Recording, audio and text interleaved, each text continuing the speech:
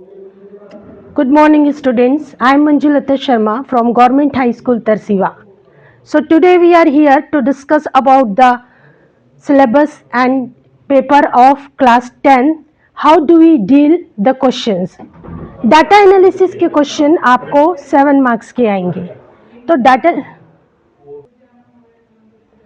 Data analysis के questions बच्चों आपको 7 मार्क्स के आएंगे. 4 मार्क्स का एक क्वेश्चन रहेगा और 3 मार्क्स का एक क्वेश्चन होगा. तो डाटा एनालिसिस के क्वेश्चन सॉल्व करने के लिए हमको किन किन बातों का ध्यान रखना चाहिए. तो देखिए, हम आज देखते हैं एक पाई चार्ट. ये पाई चार्ट में आप देख रहे हैं कि निशा जो है वो अपना टाइम स्पेंड करती है, अपना टाइम बिताती है किन किन चीज़ों के लिए, उसका ये एक पाई चार्ट बना हुआ है. Sleeping 8 hours, school 6 hours, meals अर्थात भोजन 2 hours, playing 3 hours, singing 3 hours, homework 2 hours. अब बच्चों इसके जो क्वेश्चन सॉल्व करने के लिए आते हैं उसमें आपको क्या क्या चीज़ें आनी चाहिए. क्वेश्चन नंबर 1 देखिए, Nisha spends the longest time. Here हमको दिख रहा है लॉन्गेस्ट. लॉन्गेस्ट मीन सबसे ज़्यादा समय वो किस चीज़ में स्पेंड करती है. तो इस पाई चार्ट को एक बार आप अच्छे से स्टडी कर लीजिए. देखिए कि सबसे ज़्यादा टाइम आपको कहाँ दिख रहा है. तो हमको सबसे ज़्यादा टाइम दिख रहा है 8 आवर्स. बोल रहे हैं कि स्पेंड करती है लॉन्गेस्ट टाइम किस में, तो हमको लिखना है स्लीपिंग में. तो ये हमारा आंसर हो जाएगा sleeping. Number 2, she spends dash hours in school. आप ध्यान दीजिए क्वेश्चन को पढ़ के कि वो किसके लिए पूछ रहा है. पूछ रहा है कितने आवर्स स्पेंड करती है स्कूल जाने के लिए. तो हम आते हैं स्कूल पे और कितने आवर्स हो रहे हैं 6 आवर्स. Very good. तो यहां पर आ जाएगा 6 hours. The total time spend on playing and homework is. अब बोल रहा है टोटल.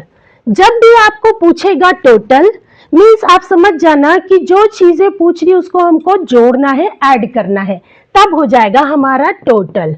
टोटल मीन्स कुल समय कितना लग रहा है. किस किस चीज में पूछ रहा है हमको, प्लेइंग में एंड होमवर्क में. तो प्लेइंग हमारा देखते हैं, प्लेइंग है यहाँ पर 3 आवर्स और होमवर्क है हमारा 2 आवर्स. दोनों को ऐड कीजिए तो हमारा टोटल कितना आ जाएगा 3 + 2 5 आवर्स. तो यहाँ पर हम लिख देंगे कि प्लेइंग और होमवर्क में आ रहा है 5 आवर्स. अब नंबर 4, शी स्पेंड्स वो व्यतीत करती है डैश आवर्स स्लीपिंग. अब आप जाइए पाई चार्ट में जहां पर लिखा है स्लीपिंग. स्लीपिंग लिखा हुआ है यहाँ और इसमें लिखा हुआ है 8 आवर्स. तो यहाँ पर आपका आंसर क्या हो जाएगा 8 hours. Meals takes dash hours of her day. अब देखिए भोजन में कितना समय लगता है उसे मील्स में. ये आंसर लिखना है अपने को 2 आवर्स. आप ध्यान देंगे कि जब भी हमको डाटा एनालिसिस के क्वेश्चन हम पढ़ते हैं तो उसमें किन चीज़ों को पूछा गया है. टाइम पूछा गया है तो आवर्स, और यदि किसी विशेष टॉपिक को पूछा गया है कि क्या करती थी उस समय तो उसको लिखना है. जैसे यहाँ पर सब में आवर्स पूछा है तो हमने आवर्स लिखा है, पर यहाँ पर टाइम पे क्या करती है पूछा है तो हमने स्लीपिंग लिखा है. 6 number, the two activities that take equal time. अगला टर्म है हमारा इक्वल. इक्वल मीन्स होता है बराबर. तो इक्वल टाइम कौन कौन सी चीजों में वो बिता रही है ये हमको पता करना है. तो इक्वल टाइम या सिमिलर टाइम पूछेगा तो प्लेइंग, और प्लेइंग के साथ देखिए कि किस कहाँ पर हमको 2 इक्वल टाइम दिख रहे हैं. ठीक है, प्लेइंग है 3 आवर्स और 3 आवर्स और कहाँ दिख रहे हैं हमको, सिंगिंग में.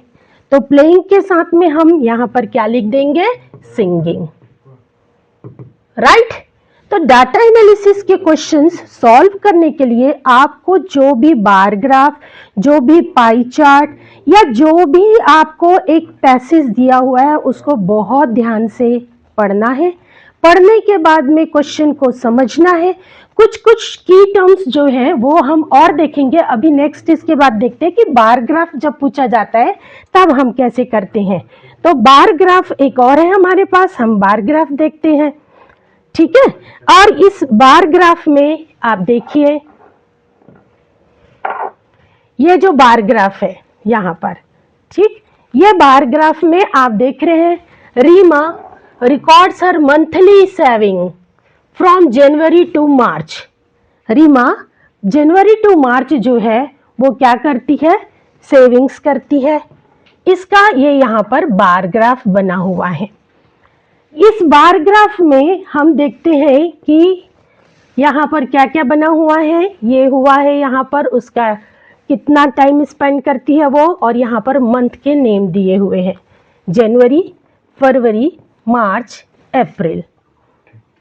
अब इस बार ग्राफ में देखिए कि रीमा की मंथली सेविंग्स जनवरी टू मार्च तक की है ना।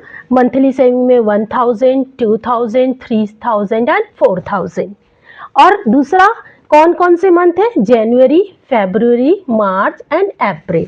अब इस बार ग्राफ को कैसे स्टडी करेंगे, आप बार ग्राफ को एक बार देख लीजिए कि जनवरी में 2000, फरवरी में 4000 नियर अबाउट, मार्च में आपका 4000 और 3000 के बीच में आ रहा है, मीन्स 3500, और अप्रैल में आ गया है ये 1000। ठीक, अब यहाँ पर देखिए question, how much money did Reema save in the month of March. How much money means कितने पैसे उसने मार्च में सेव किए। तो हम कहाँ पर जाएंगे, पहले मंथ में, ये है मार्च, और यहाँ से हम डायरेक्ट यहाँ पर देखेंगे कि कहाँ तक हमारा ग्राफ जो है जा रहा है। तो इसका आंसर क्या हो जाएगा, 3500 रुपीज। अब देखिए हाउ मच मीन्स कितना पैसा, और टोटल, ये फुल सेंटेंस में आंसर लिखना है तो हाउ मच मनी डिड। जब भी डिड कटता है तो वर्ब सेकंड फॉर्म में हो जाता है। हमको क्वेश्चन आंसर हो, पैसेज हो, सब जगह ये याद रखना है कि हम डिड को कट करते तो वर्ब हमारा सेकंड फॉर्म में चला जाता है।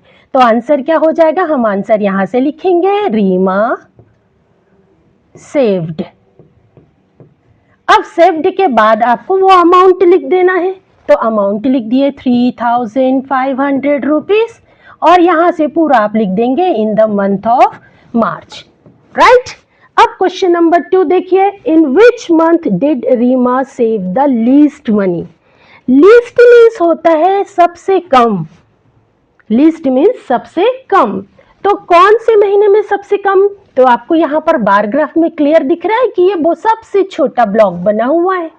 तो ये पूछ रहा है मंथ, हमेशा ध्यान रखना है, मनी पूछ रहा है तो अमाउंट लिखना है, मंथ पूछ रहा है तो महीना लिखना है। तो मंथ कौन सा आएगा भाई, यहाँ पर लिखा हुआ है अप्रैल, तो यहाँ पर आंसर हो जाएगा अप्रैल। अगेन फुल सेंटेंस में आंसर देना है, तो कैसे लिखेंगे, इन विच मंथ डिड तक कट हो गया, डिड कट हुआ तो अगेन सेव का सेव्ड हो गया। Reema saved the least money, और ये देखो यहाँ पर आया था इन, तो मंथ के नाम के आगे हम क्या लगा देंगे, इन अप्रैल। आंसर हो गया हमारा। फिर से देखिए question, how much money did save. अब यहाँ पर पूछ रहे फरवरी एंड मार्च में टुगेदर मीन्स एक साथ, कितना पैसा रीमा ने सेव कर लिया, कितना रुपए सेव कर लिया। तो हाउ मच मनी, फरवरी और मार्च, फरवरी में देख लीजिए, फरवरी में आ गया 4000, प्लस मार्च में, मार्च वाले में देखते हैं, मार्च में आ गया 3500, तो ये कितना हो गया भाई, 7500 रुपीज। तो इसका आंसर हो जाएगा रीमा सेव्ड। इसके बाद में वो अमाउंट लिख दीजिए 7500 rupees in the month of, in February and March together. Last question, in which month, अभी देखो फिर से पूछ रहा है कौन से मंथ में, अमाउंट नहीं पूछ रहा है, मनी नहीं पूछ रहा है। तो इन विच मंथ डिड तक फिर कट कर दीजिए, Reema saved the most money.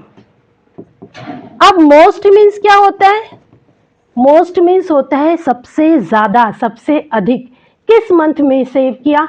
तो ये आपको सबसे लंबा बार यहाँ पर दिख रहा हुआ है ये। तो ये कौन से मंथ में जा रहा है भाई? फरवरी। तो आंसर हमारा हो जाएगा इन द मंथ ऑफ फरवरी। तो इस तरह से हम कोई भी डाटा एनालिसिस को सॉल्व करेंगे। अभी देखिए डाटा एनालिसिस के लिए आप लोगों को और कौन सी चीज़ें ध्यान में रखनी है। आपको बार ग्राफ दे देगा, आपको पाई चार्ट दे देगा, तो आपको कौन कौन से टर्म्स को ध्यान में रखना है। तो टर्म्स जो है मोस्ट आया यहाँ पर सबसे अधिक, इसके अलावा आ जाएगा लीस्ट, सबसे कम। लिस्ट मीन्स सबसे कम। अब कई जगह पर आपको बोलेगा मैक्सिमम कितना आ रहा है। किसी भी तथ्य के बारे में, फैक्ट के बारे में पूछ रहा है, और मैक्सिमम, मैक्सिमम मीन्स सबसे ज्यादा, और सबसे कम का मिनिमम। तो इस तरह से आपको पाई चार्ट, बार ग्राफ या जो भी डाटा एनालिसिस का क्वेश्चन आता है उसमें आपको कुछ टर्म्स को ध्यान में रखने हैं। मैक्सिमम बोलेगा तो सबसे ज़्यादा, मिनिमम बोलेगा तो सबसे कम, और लॉन्गेस्ट बोल रहा है तो सबसे लंबा, शॉर्टेस्ट बोल रहा है तो सबसे छोटा। इस तरह के टर्म्स का जो यूज़ है ये होगा।